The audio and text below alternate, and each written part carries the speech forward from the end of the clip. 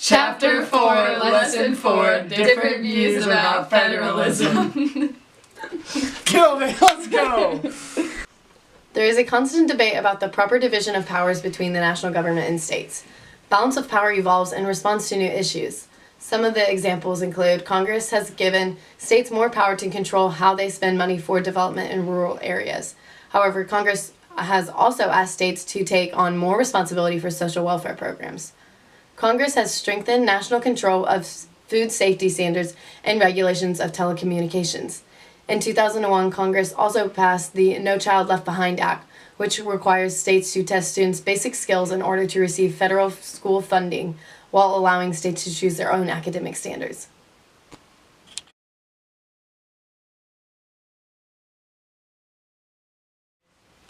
A policy is a stated course of action for addressing certain problems or issues.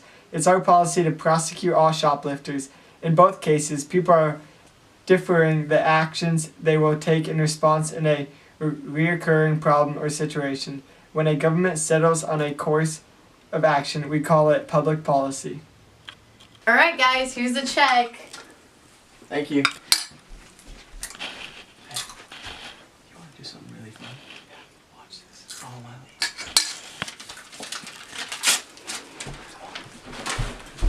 Wait, you didn't pay for the check! It's our policy to prosecute dine and dashers.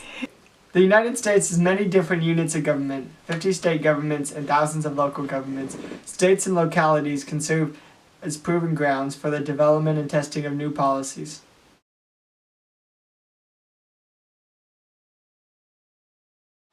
A sunset law is a provision in a law that sets an automatic end date for that law. Lawmakers are forced to review the need for continuing the law beyond that date. In California, local groups pressured the state to pass laws to control air pollution. What are you doing? You cannot swing a bat in a house? 184 more days till softball starts. I gotta get going right now. Under the sunset law, it expired 2 weeks ago and totally legal now.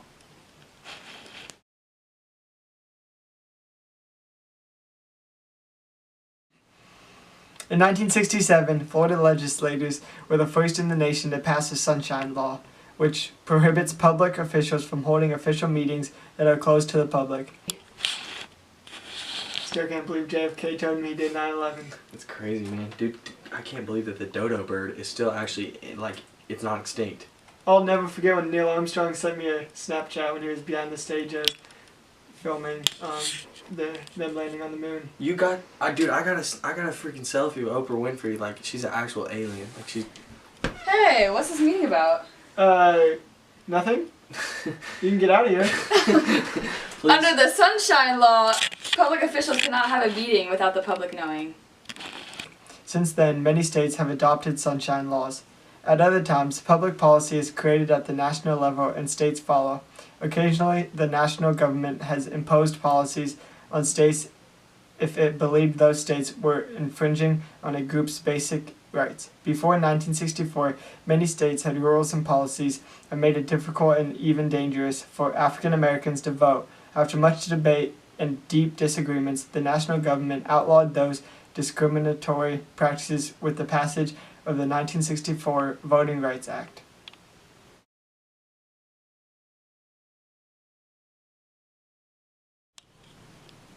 The Court has interpreted the term commerce to mean almost any activity connected with producing, buying, selling, and transporting goods across state lines. For example, Congress used the Commerce Clause for the authority behind the Civil Rights Act of 1964 that prohibited racial discrimination in hotels, restaurants, and other public accommodations. In upholding the law, the court reasoned as follows. Number one, if restaurants and hotels discriminate against African Americans or any group of Americans, it restricts interstate commerce. Number two, Congress has the power to regulate commerce. Number three, therefore, Congress may pass laws against racial discrimination.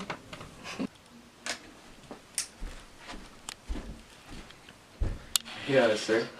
You can't sleep here. You're like 5'9", like 90 pounds. Your voice is too high and you suck at tennis. yeah, I can because of interstate commerce.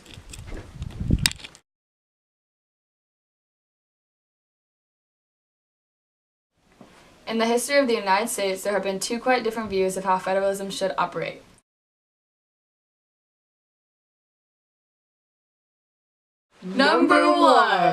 One view favors state and local governments taking the lead on dealing with public policy problems. This is sometimes known as a states' rights position.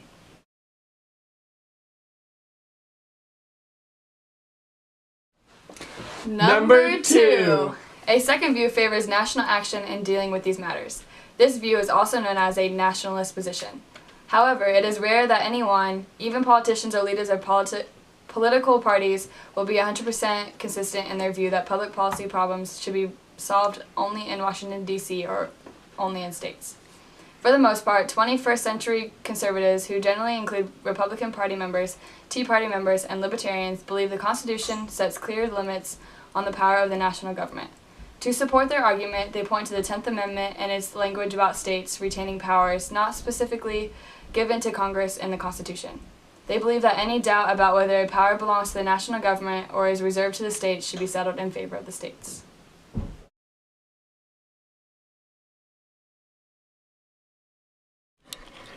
Supporters of stronger state governments believe that state and local governments are closer to the people and better reflect the unique needs and wishes of their residents.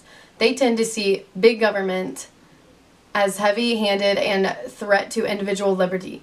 These individuals are more likely to oppose broad federal laws and regulations that limit states' authority to legislation as they wish. In part, they argue that public policy needs to be tailored to challenges faced by individual states and that one size doesn't fit all.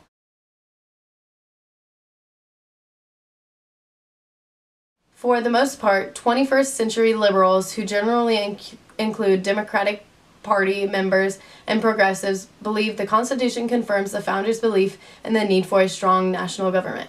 They point to the Supremacy Clause to argue that the national government should be supreme in matters of public policy. They believe that under the Elastic Clause, the powers expressively delegate to the national government should be expanded as necessary to carry out the will of the people. Supporters of strong national government believe that the national government is better equipped to solve some major social and economic problems facing the nation. They are more likely to support national government standards and regulations in areas such as education, housing, consumer, and environmental protection.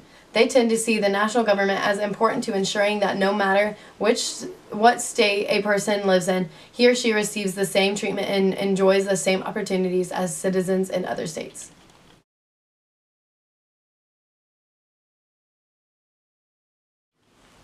Federalism increases opportunities for American citizens to participate in politics.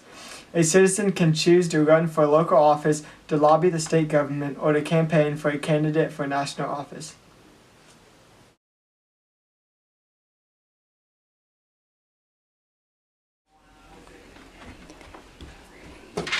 We're changing the busing system. Wow, he's running for local office!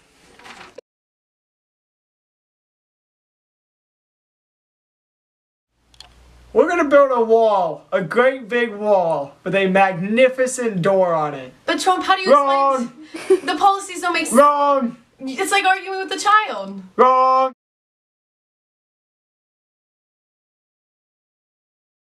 American federalism gives citizens many points of access to government leaders and increases their opportunities for influencing public policy. They also vote on specific local issues, whether to build a mass transit system in their city, whether to outlaw smoking in public places, or whether to increase property taxes for schools.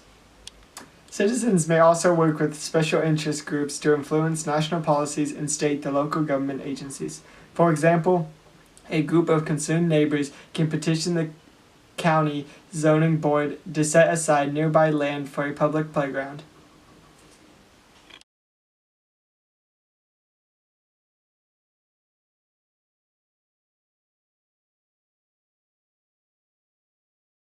We're gonna build a wall. A great wall. And it'll have a beautiful door. Okay. It did hurt me, Tracy, but Could you Bye, that's why I'm flying. I can't. Wrong! My Lesson 4. Federalism. Chapter. Go. Oh, there you go. It wasn't as it did. Oh. That's the same word. Wait, so are we getting up and walking out there? Oh my god. What is this? Screw it, I don't need to proofread it. Stop, he's so dumb. Wait. I missed the line. I'm sorry. Let's just keep a straight face. Alright. You talked really fast. If I read that, I would have felt like an idiot. So. That's such a great dinner. Go on again. Sorry. 184 more. I gotta make the JV team this year. I gotta make it. Oh.